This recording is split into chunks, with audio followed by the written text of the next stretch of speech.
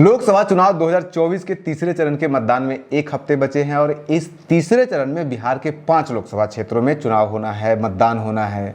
और उन 5 में से एक लोकसभा क्षेत्र है सुपौल लोकसभा क्षेत्र।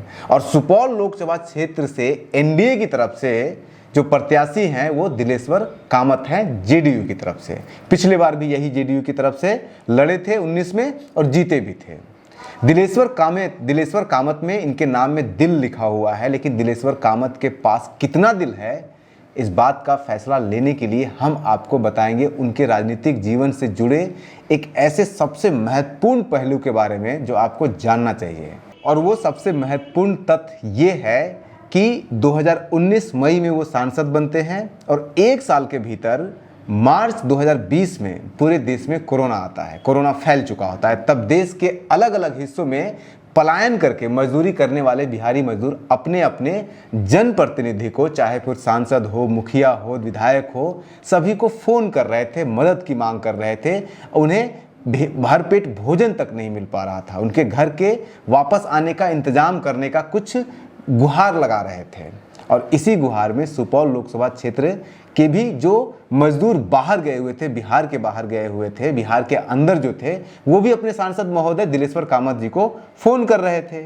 ऐसा ही एक फ़ोन कॉल आया दिलेश्वर कामत जी को, जिसका ऑडियो रिकॉर्डिंग उस समय वायरल हुआ था, लेकिन अभी तक इस लोकसभा चुनाव में उसे कोई नोटिस नहीं किया है। पहले आप वो रिकॉर्डिंग सुन लीजिए जिसमें एक मजदूर से बात कर रहे हैं जो मजदूर फंसा हुआ है लॉकडाउन में। Hello hello.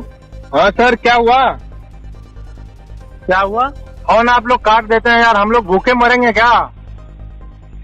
कौन बोल रहे हैं आप? मैं आदिल खान बोल रहा हूँ जयपुर से। यार सर भूख पैसे सारे खत्म हो गए, क्या करें यार? आप हमारे सांसद हो ना। तो मैं हेल्पलेस हूँ, मुझसे कुछ नहीं होगा, मैं दे नहीं सकता।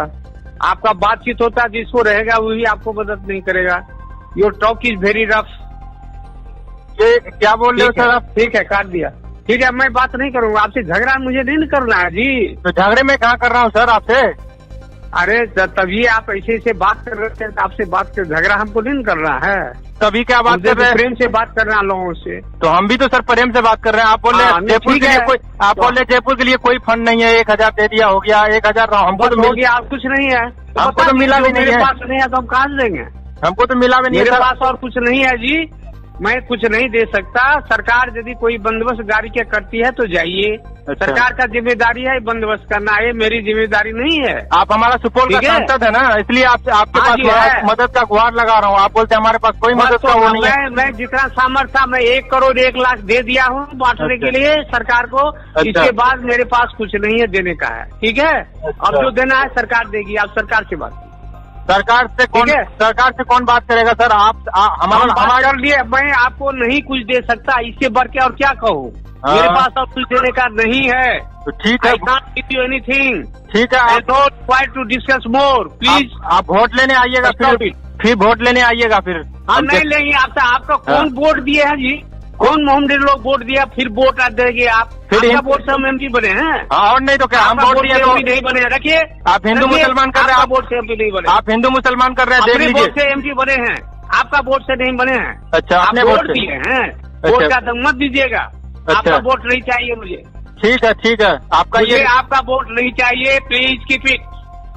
ठीक है, ठीक है, वोट दिया, ठीक है। वोट नहीं दिया ना तो कोई बात नहीं, आपको समय बताएगा। आप फोन पर एक तरफ आदिल खान हैं जो बिहार के नागरिक हैं, सुपौल के नागरिक हैं, सुपौल के क्षेत्रीय निवासी हैं और जयपुर में काम कर रहे होते हैं और कोरोना महामारी में फंस चुके होते हैं। खाने को इनके पास कुछ नहीं होता है तो अपने एमपी साहब को फ़ोन करते हैं और उसके बाद उस फ़ोन कॉल पर जो भी कुछ बात हुआ वो आपने खुद सुन लिया है कि सांसद महोदय ने किस तरह से उसको क्या जवाब दिया और क्या उनके बीच में बातचीत हुआ।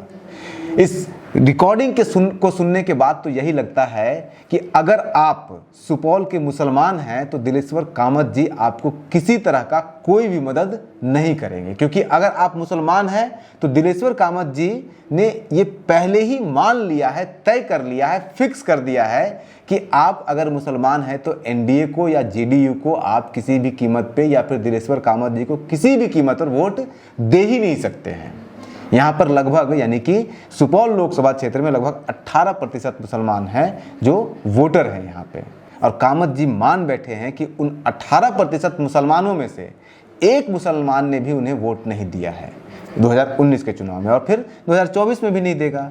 जो वोट नहीं देगा उसे अपने सांसद महोदय किसी तरह का कोई उम्मीद नहीं करना चाहिए, उनसे किसी तरह का वो कोई मदद नहीं करेंगे। मतलब कि अगर इस देश में मुसलमान, किसी भी क्षेत्र का मुसलमान मोदी को वोट नहीं देते हैं तो मुस्लिम को मोदी से, नरेंद्र मोदी से, प्रधानमंत्री से किसी तरह का कोई भी उम्मीद करने का हक है ही नहीं है और इच्छा होनी ही नहीं चाहिए। इस कोरोना के दौर में कई विकसित देशों ने भारत को मदद किया है और भारत ने भी कई गरीब देशों की मदद की है, और वो भी बिना किसी वोट के लालच के। लेकिन सुपौल के जेडीयू प्रत्याशी, 2024 के प्रत्याशी और वर्तमान जेडीयू के सांसद आपको मदद नहीं करेंगे अगर आपकी जाति या आपके धर्म या फिर आपके समाज के ज़्यादातर लोगों ने उनको वोट नहीं किया है तो।